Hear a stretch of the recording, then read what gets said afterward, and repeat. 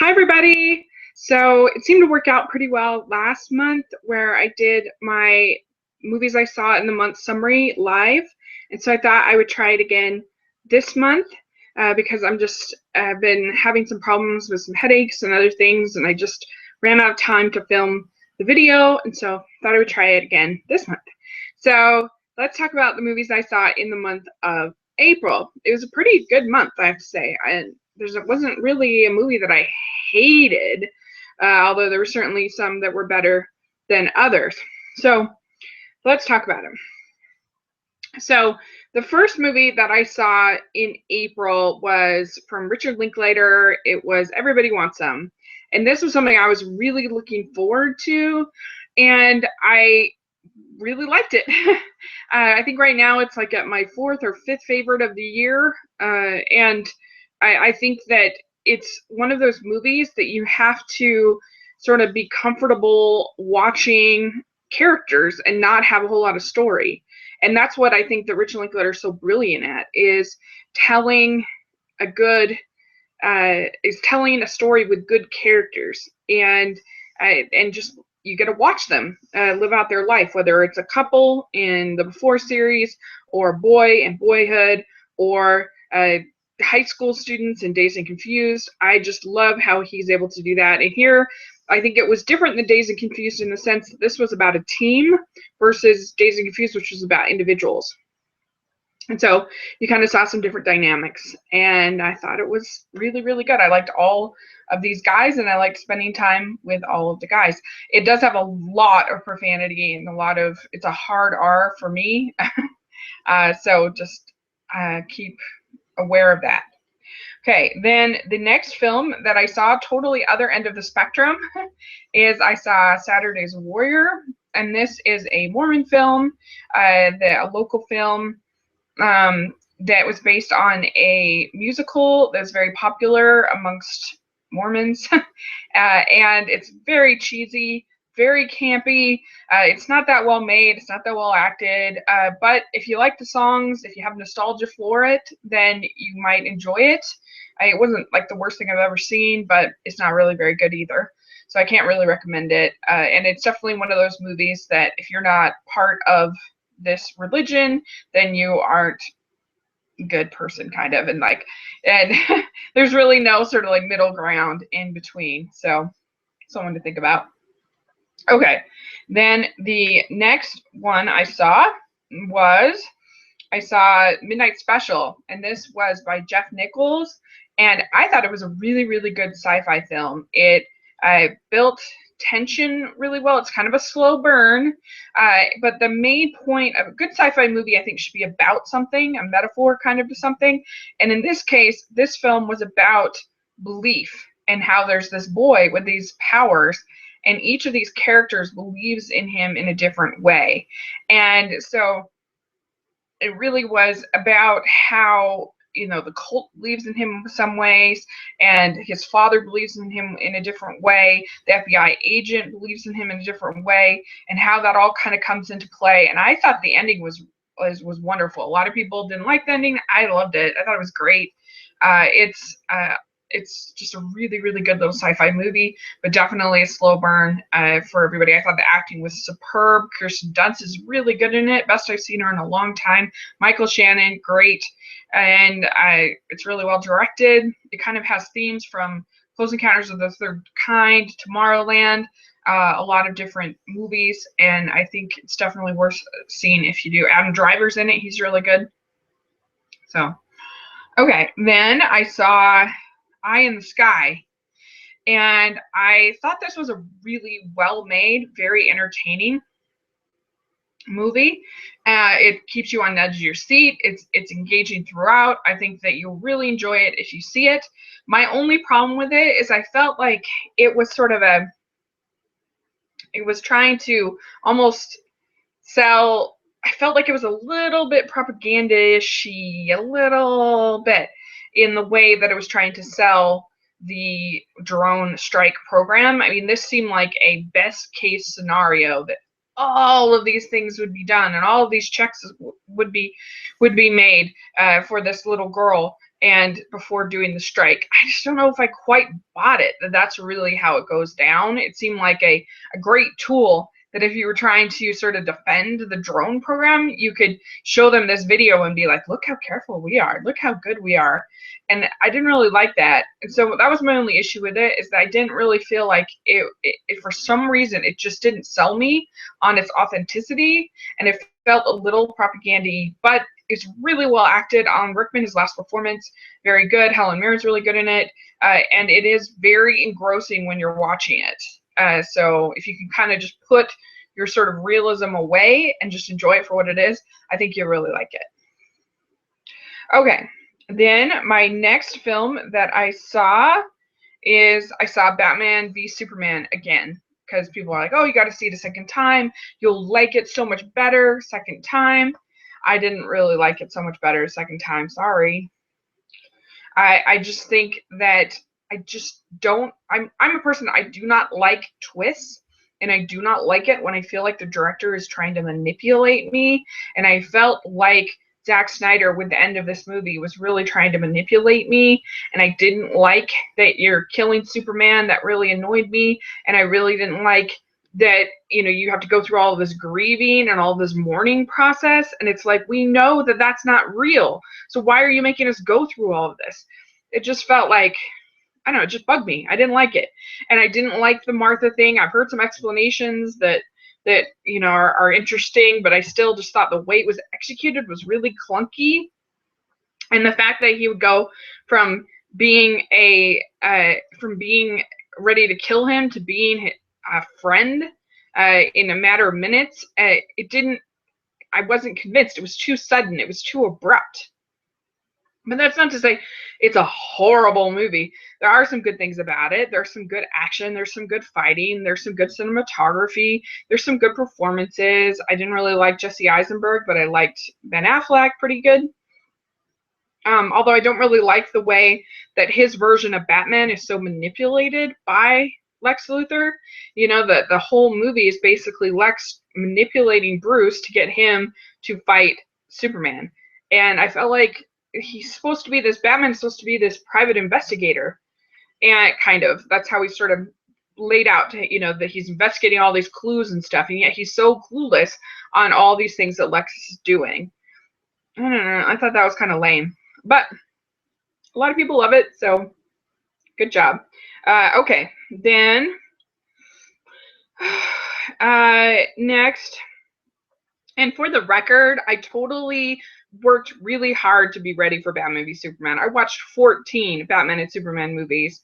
I really tried to be. I was actually excited. So people who think I was somehow biased or whatever are just full of crap. Okay, so moving on. The next movie that I saw is Jungle Book, and I really loved it. I saw it twice. It's a beautiful movie. I loved the ending. I thought it was so good. I liked the way that Mowgli goes from being this sort of whiny character to being sort of accountable and taking charge and coming up using his brain to defeat Shere Khan. I thought that was really good. I thought all the vocal performances were excellent. My only flaws with the film, and of course it looks amazing, it's so immersive, it's so, like, the world building is incredible. My only flaws with the film are, one, it kind of bums me out that it's not more of a family film, because there is way too scary for like little kids.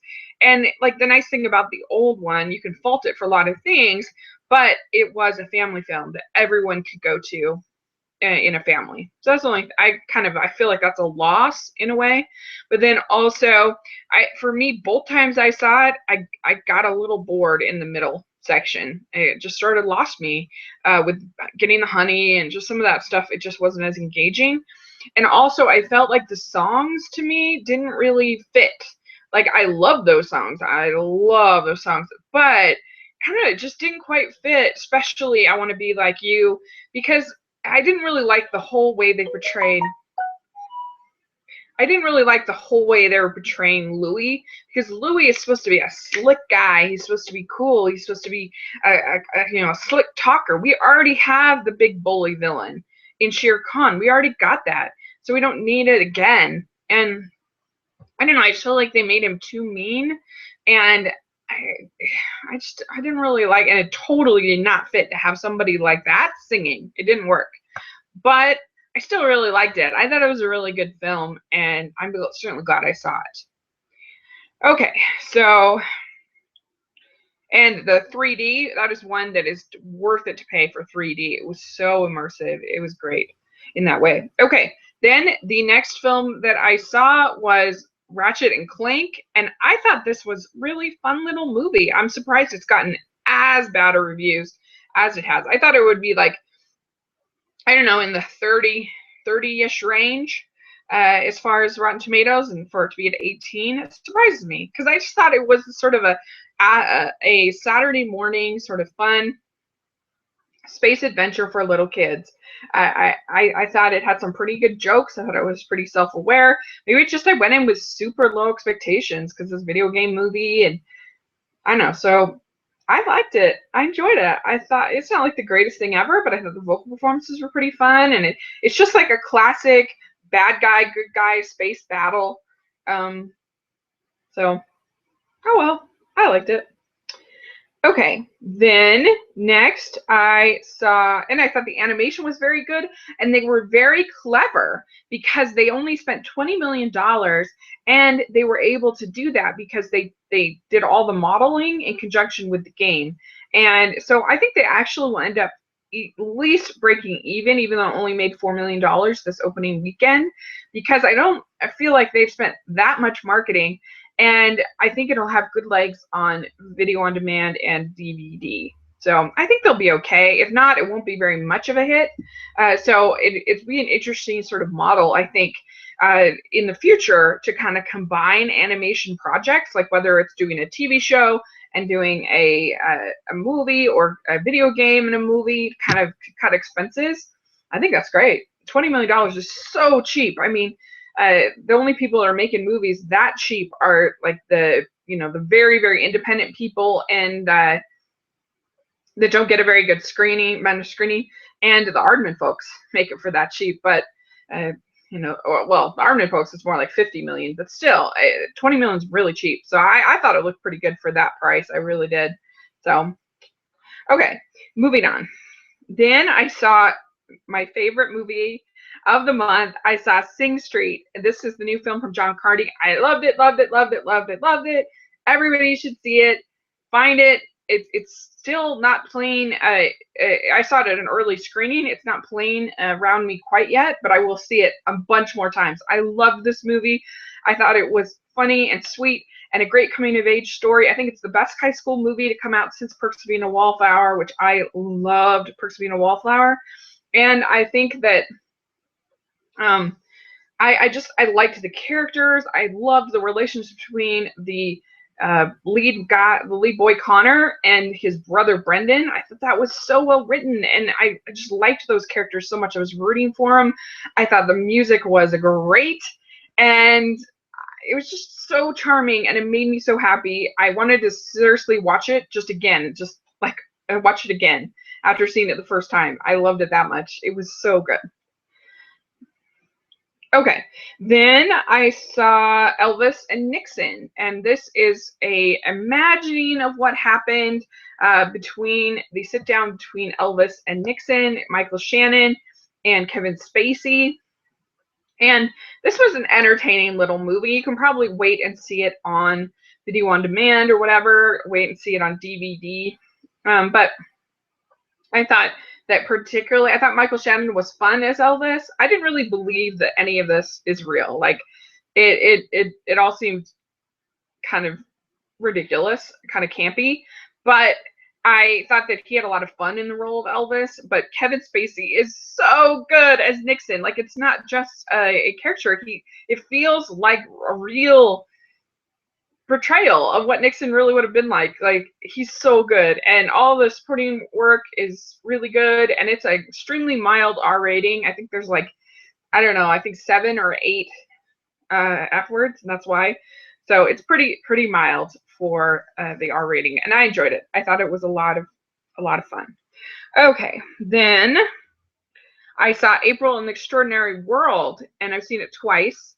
And we have the event coming up this Friday in Salt Lake. If any of you guys are around here at the Broadway Theater, this is an amazing animated film, traditional animation, beautiful, by the producers of the Persepolis, and such a unique story, and it's the first movie I've ever seen that kind of takes steampunk and steampunk style and takes it seriously and really shows you what a world would be like in a world of steam that had not progressed, and it gives you an explanation of how that can actually have happened.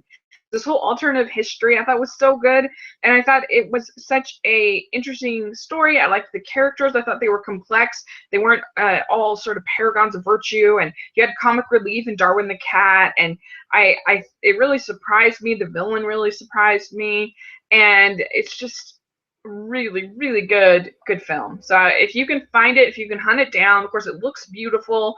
I really liked the sort of the blacks. I liked the blacks and the reds and the pinks that were involved. Very, very good film. So check it out. And if you can come on Friday, please do. Okay. Then I saw the last film of the month I saw was The Boss. And that was really excellent. And what am I saying? The Boss. Okay, The Boss, I'm sorry, I totally lost my train of thought. Okay, so The Boss is not really excellent, but it did make me laugh a couple times. I thought it had some good jokes, and Melissa McCarthy, you can tell when she's just sort of riffing and improvising, and she gets some hard-earned laughs. I laughed more than I thought I would. I wasn't planning to see it, but I ended up at the theater, and I was gonna go see On the Waterfront, the Marlon Brando, and then it got canceled, and so I was like, well, great, what am I gonna see?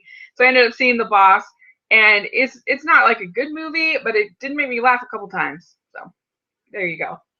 And I also saw The Life and Times of Robin Hood, which was sent to me by my friend Brian Lomax. And it's a documentary about Robin Hood, and I enjoyed that as well. I like learning more about historical figures, and so that was really cool. So that is my month of April. Let me know what you think of these movies, and thanks so much. Please subscribe to my channel, and I'll talk to you later. Bye!